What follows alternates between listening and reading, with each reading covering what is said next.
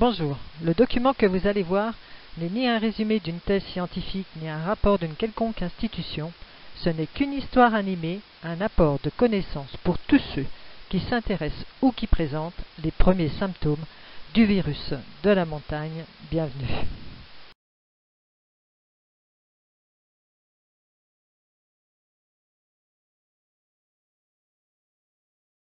La première partie de cette thématique des 4 points cardinaux et nos 5 sens est constituée en 3 chapitres. Le premier est sur l'explorateur d'aujourd'hui que chacun peut être, le deuxième concerne les outils simples qui existent pour s'orienter, et enfin le troisième chapitre est sur l'aventurier de demain que chacun peut devenir.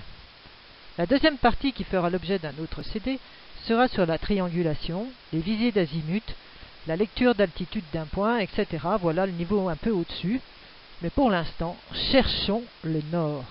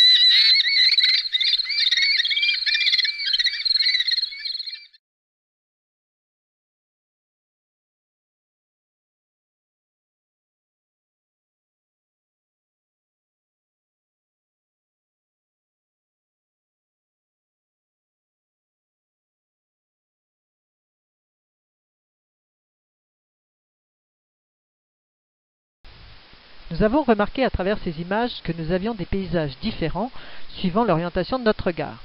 À l'est, puis au sud, puis à l'ouest, et enfin au nord. Des différences de paysages qui sont plus marquées par la lumière du matin ou du soir, ou par les changements de la météo. Donc, bien regarder le paysage qui nous entoure en montagne, cela signifie bien se positionner dans l'espace dans lequel on se trouve. Tout simplement pour ne pas se perdre.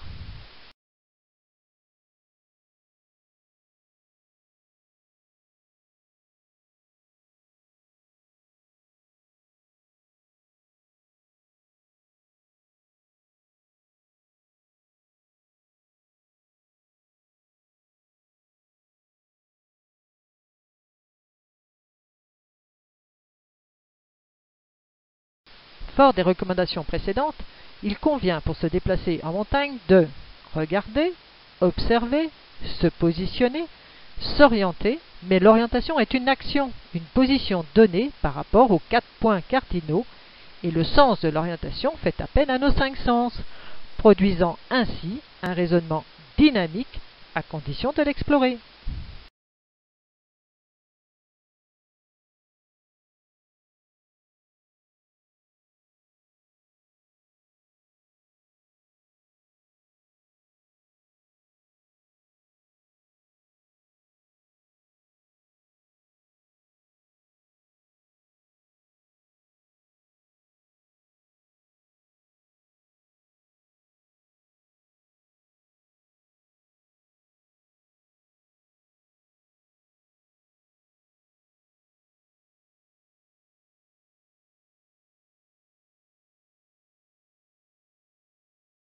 Alors aujourd'hui, es-tu fidèle au chemin tracé ou ressens-tu une envie de t'évader? Dis donc.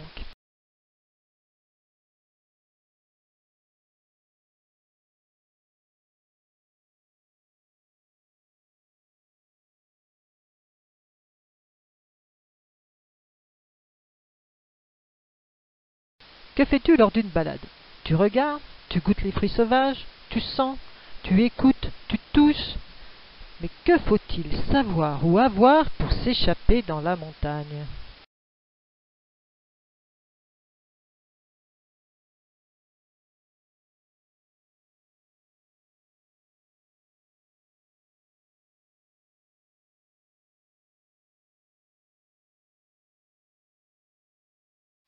Il faut tout simplement avoir une boussole avec une carte et une montre altimètre, nécessaire en altitude donc en montagne.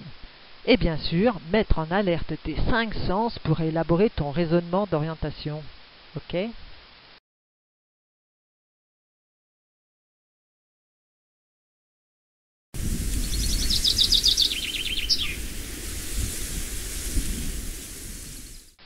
Commençons par décrypter une carte de montagne.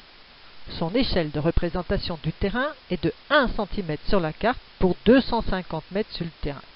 Son échelle est donc au 1/25 millième. J'ai donné un autre exemple de carte, une carte routière dont l'échelle est de 1/200 millième, c'est-à-dire qu'1 cm sur la carte représente 2 km sur le terrain. Avec ce type de carte, tu es rarement à pied.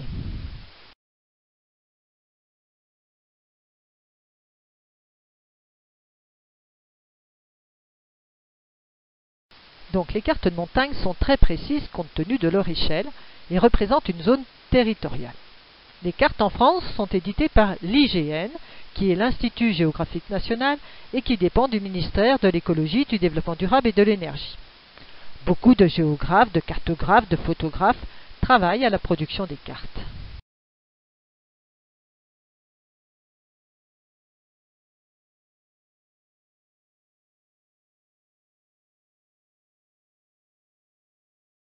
Comment ces professionnels nous ont facilité la lecture d'une carte?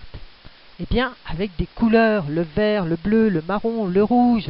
Puis, pour représenter le terrain, mais surtout le relief, ils ont tracé des courbes de niveau de couleur marron avec une équidistance de 10 mètres entre elles.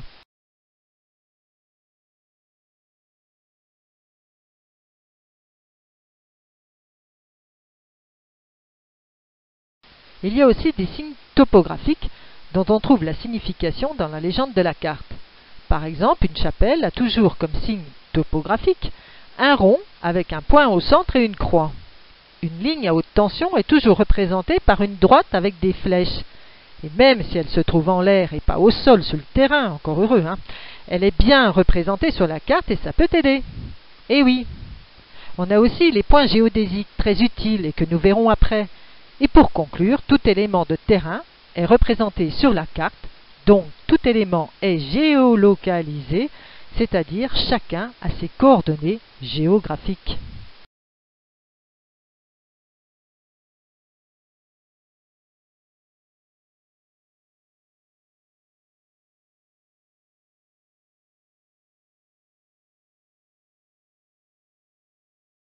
Ce qui est important dans la lecture d'une carte, c'est de savoir que toutes les lettres sont orientées vers le nord. Mais une carte sans boussole pour s'orienter, c'est un peu dur. Et puis si tu lis les lettres, tu verras qu'il y a des quadrillages sur la carte. Qui indiquent quoi? Et forcément les coordonnées géographiques, c'est-à-dire une longitude et une latitude. Mais attention, il y a 2 types de quadrillages. Et pourquoi ça?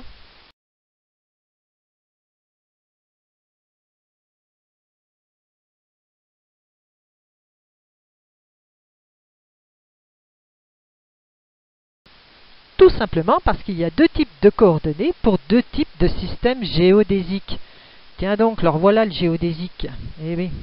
Sur cette image, on se repère par rapport à un récepteur GPS qui signifie Global Positioning System ou système de positionnement global en français dans le texte, qui est un outil de géolocalisation faisant appel à un satellite. Ok. Mais alors, pourquoi ce quadrillage est sur la carte et comment le lire?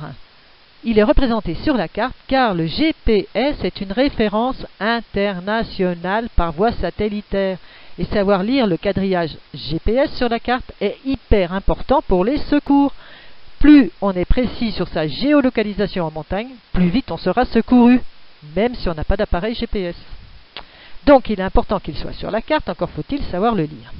Et puis à l'inverse, on peut rentrer les données du quadrillage GPS représentant donc une zone territoriale dans son récepteur GPS.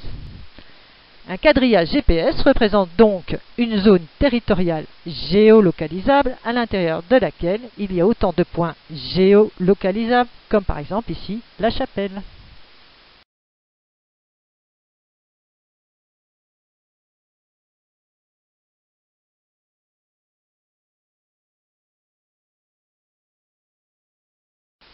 Sur cette image, nous avons le quadrillage de l'autre système, dit Lambert 2 étendu NTF, qui signifie le type de coordonnées Lambert 2 étendu, avec le système géodésique français NTF, soit un référencement national. Sur les bords de la carte, les chiffres de ce référencement sont en bleu portés vers l'intérieur de la carte, alors que ceux du GPS sont portés vers l'extérieur de la carte et sont inscrits également en bleu. Ce quadrillage représente également une zone territoriale avec autant de points géolocalisables, comme par exemple ici la Chapelle.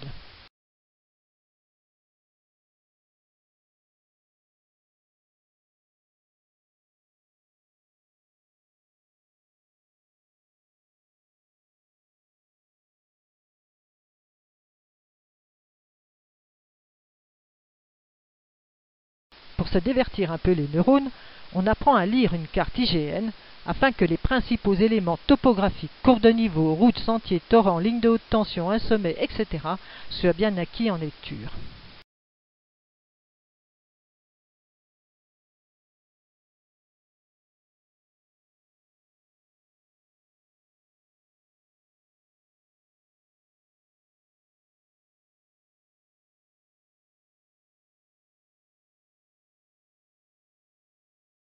Une fois cet amusement réussi, on passe à l'autre outil indispensable pour naviguer en montagne, la boussole. Et oui, la boussole est un outil très simple d'utilisation, encore faut-il savoir s'en servir.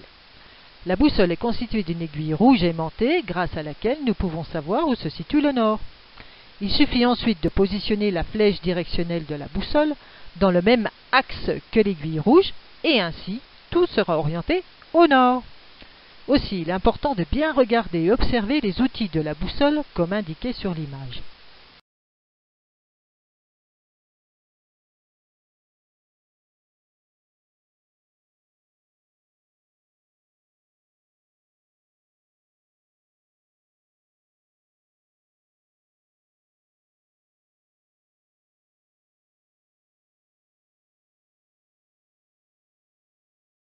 Allez, faisons un petit exercice boussole-carte afin que sur le terrain ce mécanisme soit rapide et précis.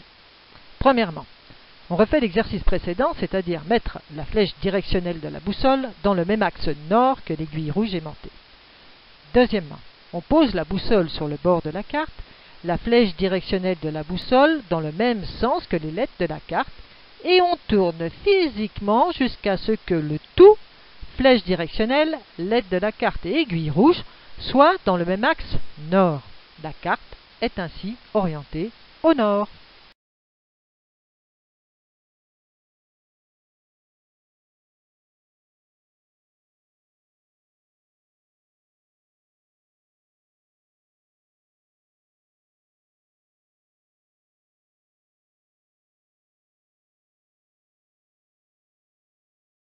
Sur le terrain, une fois que cet exercice est fait et précis, on doit bien observer le paysage, repérer les éléments fixes, repérer d'où vient le vent et bien sûr avoir pris les prévisions météo. Dans la rubrique de la vue, je parle de faire une triangulation, qui est un mot qui peut faire peur, mais encore une fois, il s'agit d'une chose toute simple à faire, c'est de repérer sur la carte et en 3 axes, sans oublier le nord, le point de départ par exemple. Donc je suis là, je me positionne sur la carte et je repère au nord à 150 mètres ce que je vois, puis je fais la même chose au sud et à l'est par exemple. Ainsi, je fais un triangle sur la carte de ce positionnement de point de départ. À ce travail carte-boussole s'ajoute l'altimètre en montagne, avec lequel on relève l'altitude du point de départ. Alors, ce n'est peut-être pas si évident, mais on peut s'aider des courbes de niveau que l'on va voir tout de suite après. Alors, d'autres exercices de triangulation de visée d'azimut feront l'objet d'une seconde partie de cette thématique, à venir prochainement.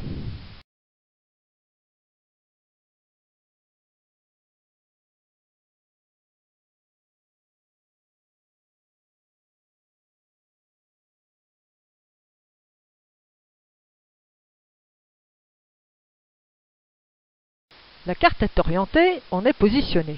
Il faut maintenant définir son trajet, donc sa direction, et bien prendre en compte les correspondances mesure carte, distance terrain. 1 cm sur la carte équivaut à 250 mètres sur le terrain. Donc 1 mm correspond à 25 mètres. Il faut utiliser aussi la réglette de la boussole, conçue pour cela.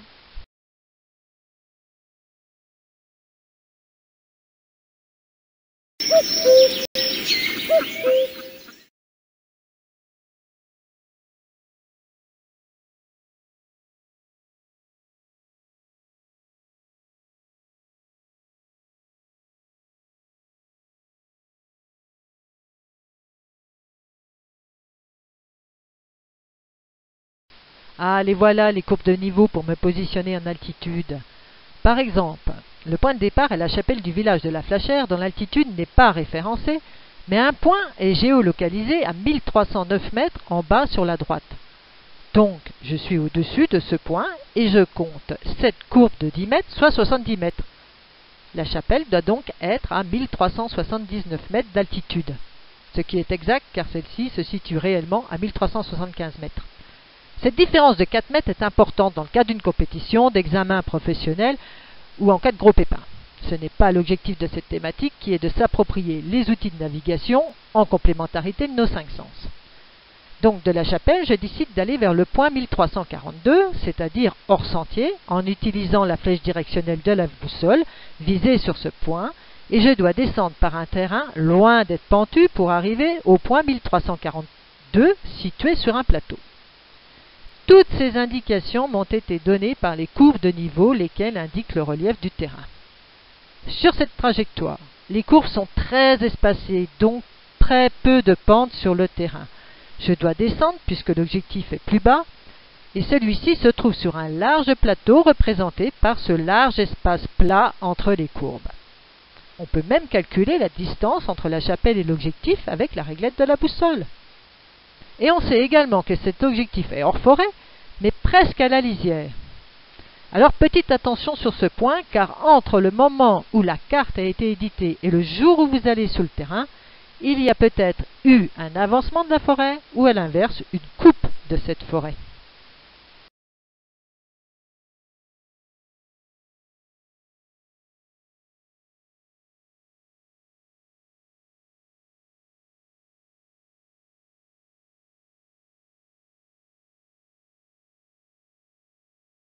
Sur le chemin, il faudra autant que nécessaire faire un point de positionnement, c'est-à-dire une triangulation et continuer la même direction ou en changer, en fonction de l'envie, mais surtout, c'est bien le relief et le terrain qui guideront les choix.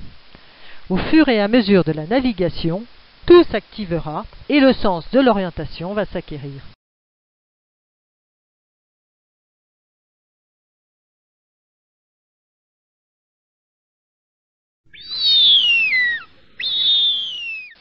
D'un explorateur, on devient aventurier. On navigue hors des sentiers battus, en prenant toutes les précautions de ne pas abîmer la nature. Tout dépend du type de terrain et dans quelle zone on se situe. Le sac à dos prêt avec un équipement adéquat à la sortie programmée, et bien bonne route.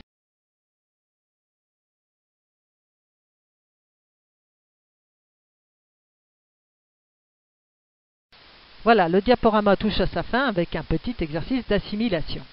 J'espère que cette thématique vous a plu.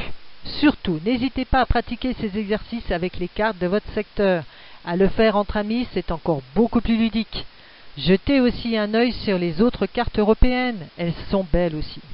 Et puis, si vous relevez des éléments cartographiés qui ne sont plus sur le terrain, alors merci de prévenir l'IGN par courrier en précisant vos informations ou de les communiquer à l'école de la montagne via des emails sur info@écoledelamontagne.fr.